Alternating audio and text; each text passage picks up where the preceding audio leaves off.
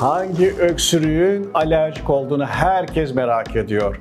Eğer öksürük gece uykudan kaldırıyorsa, hemen uyur uyumaz değil de uyuduktan 1-2 saat sonra öksürük ortaya çıkıyorsa, sabah kalkınca öksürük oluyorsa, koşunca, hareket edince, egzersizde, merdiven çıkınca öksürük artıyorsa, her gribal enfeksiyon akciğerlere iniyor ve öksürük en az 2 hafta sürüyorsa, kokulardan etkilenip öksürüyorsanız alerjik astımınız olabilir, öksürüğünüz alerji nedeniyle olabilir.